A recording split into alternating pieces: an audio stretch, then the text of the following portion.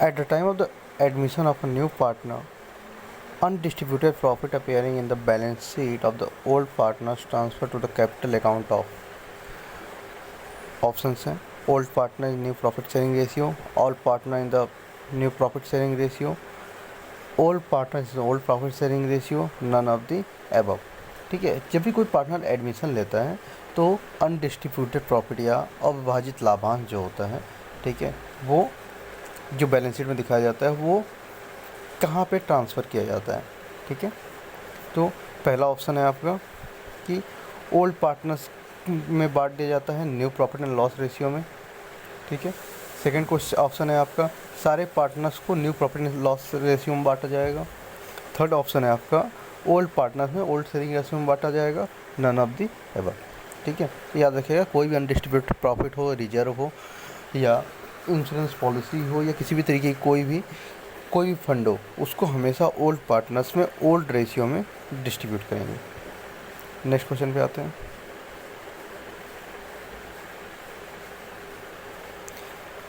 On reconstitution of the partnership form, recording of an unrecorded liability will result in.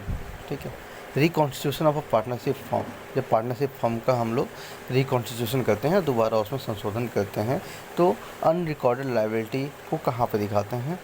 Unrecorded liability का result क्या होता है? Loss of the existing partners, neither loss of the existing partners, gain of the existing partner। ठीक है, unrecorded profit liability जो होती है, ठीक है, अचानक से कोई लाइबिलिटी क्रिएट हो जाए, दायित्व क्रिएट हो जाए तो क्या होगी? ठीक है, पहला ऑप्शन है लॉस होगा पार्टनर्स का, ना ही सेकंड ऑप्शन है ना तो प्रॉफिट होगा ना ही लॉस होगा, थर्ड ऑप्शन है प्रॉफिट होगा गेन होगा। ठीक है, तो अगर कोई भी लाइबिलिटी इंक्रीज होती है तो याद रखिए रिवैल्यूएशन अकाउंट जब हम लोग बनाते थे, ठीक है, तो कोई भी अगर लाइबिलिटी क्रिएट होती थी, ठीक है, तो उससे अब क्या होता था, वो बेसिकली लॉस थे, उसको हम लोग रिवैल्यूएशन अकाउंट के डेबिट में दिखाते थे, इसलिए यहाँ पे फर्स्ट ऑप्शन करेक्ट होगा। नेक्स्ट क्वेश्चन पे आते हैं। Recording an unrecorded asset on the reconstitution of the partnership form will be. ठीक है, अगर कोई अनरिकॉर्डेड असेट है, ठीक है, तो उसको वो क्या होगा? तो अगर ऑप्शन है और loss of the existing partner, neither gain neither loss of the existing partners, again of the existing partner, none of the above, इनमें से कोई नहीं। ठीक है, या तो प्रॉफिट होगा, लॉस होगा, या प्रॉफिट लॉस दोनों नहीं होगा। तो अगर लाइबिलिटी क्रिएट होती है तो लॉस होता है, सेम उसके अपोजिट में अगर असेट क्रिएट होती है तो प्रॉफिट होता है, इसलिए सी वाला ऑप्शन या थर्ड ऑप्शन करेक्ट होगा। नेक्स्ट क्वेश्चन पे आते हैं। At the time of the admission of new partner, the general reserve that is appearing in the old balance sheet is transfer to. उसको कहाँ ट्रांसफ़र किया जाता है? किसको? जब भी कोई पार्टनर एडमिशन लेता है तो जनरल रिजर्व अगर होता है तो उसे कहाँ पे ट्रांसफ़र करेंगे? New partners capital account, old partners capital account, all partners capital account, none of the above. तो जो भी जनरल रिजर्व होगा, प्रॉफिट होगा, मैंने ऊपर ही बताया कि उसको हम लोग ओल्ड पार्टनर्स के कैपिटल अकाउंट में दिखाएंगे और ये हमेशा ओल्ड रेशियो में डिस्ट्रीब्यूट होगा। नेक्स्ट पे आते हैं। Under the capitalisation method goodwill is calculated by. Capitalisation method में गुडविल कैलकुलेट की जाती है super profit into number of year purchase, total of the discount value of expected future profit, super profit minus expected rate of return, average profit into number of year purchase. Basically कह रहा है कि capitalisation method या पूंजीकरण विधि में goodwill कैसे calculate किया जाता है। सुपर प्रॉफिट, तो जाहिर सी बात है ये सुपर प्रॉफिट मेथड है, तो ये ऑप्शन पहला ऑप्शन गलत होगा। ठीक है, सेकंड है total the discounted value of expected future benefit, ये भी कोई फॉर्मूला नहीं है, ये भी गलत होगा। फिर थर्ड है super profit minus expected rate of return. ठीक है, ये आपका करेक्ट होता है।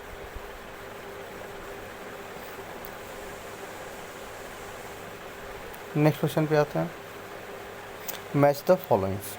ठीक है, क्या है? Discounting on issue of debentures, ठीक है, gaining ratio, asset are shown in realisation account, purchase of fix assets. ठीक है, इधर कॉलम बी में है at book value, fictitious assets, investing activity, new ratio, old ratio, इसको आपको मैच करना है। ठीक है, तो सबसे पहले है आपका discount on issue of debenture. ठीक है, discount on issue of debenture जो है वो किस टाइप की एक्टिविटी है। ठीक है, तो वो जो है आपकी इन्वेस्टिंग एक्टिविटी है, तो फर्स्ट वाला आ गया आपका सी में। सेकेंड है गेनिंग रेशियो। गेनिंग रेशियो का फॉर्मूला क्या होता है, new ratio minus old ratio, second वाला आ जाता है आपका। फोर्थ पे asset are shown in realisation account at book value, ये फर्स्ट पे आ जाता है। और परचेज ऑफ फिक्स असेट्स, ये है आपका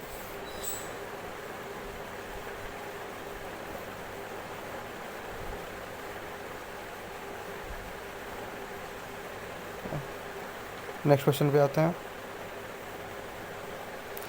P, Q and W are the partner on the retirement of the Q. The goodwill that is already appearing in the balance sheet is 1,14,400 will be written off. ठीक है, goodwill अगर सोन है तो उसको कैसे रिटर्न ऑफ किया जाएगा। First option है आपका by debiting the capital account of the remaining partner in their profit and loss sharing ratio. Second है by debiting the capital account of the retiring partner from the share of goodwill. Third by debiting of the capital account of the all partners are in their old profit sharing ratio, none of the above. अगर कोई goodwill appeared है तो उसे हम क्या करेंगे, remaining partners, ये eight the time of retirement है, रिटायरमेंट के टाइम पे अगर गुडविल हो रही है तो उसे केवल और केवल न्यू पार्टनर से कैपिटल अकाउंट में डेबिट में दिखाएंगे। ठीक है, यह सेकेंड ऑप्शन करेक्ट होगा। नेक्स्ट पे आते हैं। The amount of the joint life insurance policy is credited into the capital account of dash on account of the death of the partner. ठीक है, जॉइंट इंश्योरेंस लाइफ पॉलिसी है वो किसके account में क्रेडिट की जाएगी। ऑप्शंस हैं deceased the partner, deceased partners only, the deceased partner as well as the remaining partners in the new profit sharing ratio of the remaining partners, in old profit sharing in the remaining partner. तो ये हमेशा केवल और केवल, ठीक है, जो partner की डेथ हुई है केवल उसके कैपिटल अकाउंट में शो करेंगे। Eight the time of revaluation an account is prepared. Revaluation के टाइम कौन से अकाउंट, रिवैल्यूएशन कब प्रिपेयर किया जाता है, retirement of the existing partner, death of the existing partner, admission of new partner, all of the above. तो सारे के सारे कंडीशन हम लोग क्या करते हैं, रिवैल्यूएशन अकाउंट प्रिपेयर करते हैं। नेक्स्ट क्वेश्चन पे आते हैं। ठीक है, नेक्स्ट क्वेश्चन है the realisation account is debited with dash on the dissolution of a firm. Realisation account को डेबिट किया जाता है किससे, डिजोल्यूशन ऑफ फर्म के डिजॉल्व होने के टाइम पे। All assets are to be realised, all external liabilities to of the firm, cash receive and sale of asset, any asset were taken over by the partners. ठीक है, realisation account को debit कब किया जाएगा। ठीक है, तो जब भी हम लाइबिलिटी, एक्सटर्नल लाइबिलिटी की बात करेंगे तब वहाँ पे रियलाइजेशन अकाउंट हमारा डेबिट होगा। नेक्स्ट पे आते हैं। The amount realise from the unrecorded asset is credited to dash on the dissolution of the firm. ठीक है, ऑप्शंस हैं partners capital account, cash account, realisation account, revaluation account. ठीक है, the amount realise from the unrecorded asset, कोई भी amount अगर unrecorded asset से realise होता है तो उसको कहाँ पे क्रेडिट करेंगे, डिजोल्यूशन के टाइम पे। पार्टनर्स कैपिटल अकाउंट में, कैश अकाउंट में, रियलाइजेशन अकाउंट में या रिवैल्यूएशन अकाउंट में। तो ये हमेशा रियलाइजेशन याद रखिएगा। ठीक है, डिजोल्यूशन के टाइम पे हम रियलाइजेशन अकाउंट बनाते हैं। नेक्स्ट है a firm can be voluntary dissolve bye the partners. Firm जो है वॉलेंटरी डिजॉल्व हो सकती है पार्टनर्स के। कंडीशंस दे रखे हैं on 3/4 members decision, on half members decision, on a majority basis, none of the above. ठीक है, तो मेजॉरिटी बेसिस पे अगर डिसाइड हो जाता है तो वॉलेंटरी डिजोल्यूशन हो जाता है। नेक्स्ट पे आते हैं। After transferring liability like creditors and bills payable in the realisation account, the absence of any information regarding to the payment, such liability are treated as never paid, partially paid, fully paid, none of the above।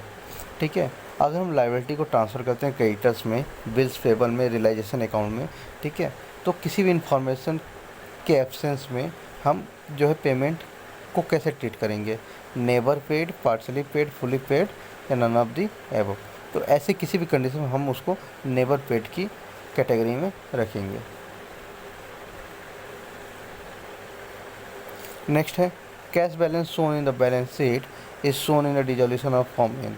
Cash balance जो है balance sheet में किस side, dissolution के किस side show किया जाता है, realisation account, cash account, capital account, none of the above. तो कैश बैलेंस को कैश अकाउंट में ही दिखाते हैं, कैश बैंक बैलेंस को रियलाइजेशन अकाउंट में नहीं दिखाते हैं। What does the reserve capital mean? Reserve capital की क्या मीनिंग होती है? A part of subscribe uncalled capital, ये क्या है? सब्सक्राइब कैपिटल का पार्ट है, ठीक है, रिजर्व कैपिटल।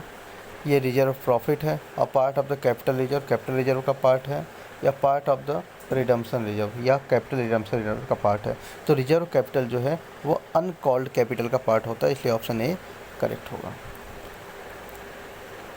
नेक्स्ट आते हैं, an issue of share that is not public but offer to selected group of person is called. ठीक है, शेयर्स को इशू किया जा रहा है पब्लिक में, लेकिन उसे सिर्फ एक सेलेक्टेड ग्रुप्स के पास ही मतलब ऑफ़र किया जा रहा है, तो इसे क्या कहेंगे हम? Public offer, private placement of shares, initial public offer, none of the above. ठीक है, तो अगर केवल प्राइवेट कुछ ही लोगों को किया जा रहा है तो इसको हम लोग क्या कहेंगे? प्राइवेट प्लेसमेंट करेंगे। नेक्स्ट ऑप्शन पे आते हैं, forfeiture of share result in the reduction of, forfeiture of shares result in the reduction of, forfeiture अगर किसी शेयर्स काम करते हैं तो उसका रिजल्ट क्या होता है? ठीक है, पेड अप कैपिटल क्या रिड्यूस होगा? Paid up capital, fix asset, authorise capital, reserve capital. तो अगर हम शेयर्स को फॉरफिट करते हैं तो हमारी पेड अप कैपिटल क्या होगी? कम होगी। नेक्स्ट पे आते हैं, नेक्स्ट है shares can be forfeited, share को फॉरफिट किया जा सकता है। ऑप्शन है for future, for failure to attend meeting, for non payment of the call money, for failure to repay the loan to the bank, for which shares are pledges as a security. Forfeit कब किया जा सकता है? तो अगर वो payment नहीं करते हैं, ठीक है, तब उस कंडीशन में हम शेयर्स को फॉरफिट कर लेते हैं। नेक्स्ट क्वेश्चन है, sources of finance of redemption of debentures are. Debentures को रिडम्पशन करने के लिए हमारे पास क्या क्या सोर्सेस होते हैं? Redemption out of profit, redemption out of capital, to the process from the fresh issue of shares and debenture, all of the above. तो इन सारे मेथड से हम डिवेंचर्स को फॉरफिट कर सकते हैं, ऑल द एबव का ऑप्शन करेक्ट होगा। ठीक है, नेक्स्ट क्वेश्चन पे आते हैं, in case of the issue of debenture as collateral security for the loan from the bank which account will be debited. ठीक है, कि अगर हम इसे डिवेंचर्स को इशू कर रहे हैं एज ए कोलेक्टर सिक्योरिटी, ठीक है, बैंक से लोन लेने के लिए, तो हम किस अकाउंट को डेबिट करेंगे? ठीक है, तो यहाँ पे हम डिवेंचर सस्पेंस अकाउंट को डेबिट करेंगे। लास्ट क्वेश्चन है हमारा, on the liquidation of the company the principal amount of the debenture return first of all, last of all, before equity capital, none of the. ठीक है, किसी भी form के liquidation time या समापन के टाइम पे जो प्रिंसिपल अमाउंट होता है डिवेंचर का, वो कब रिटर्न किया जाता है? सबसे पहले या सबसे लास्ट में, या इक्विटी कैपिटल के पहले? ठीक है, तो डिवेंचर का पैसा सबसे पहले वापस किया जाता है, इसलिए फर्स्ट ऑफ ऑल ऑप्शन आपका करेक्ट होगा।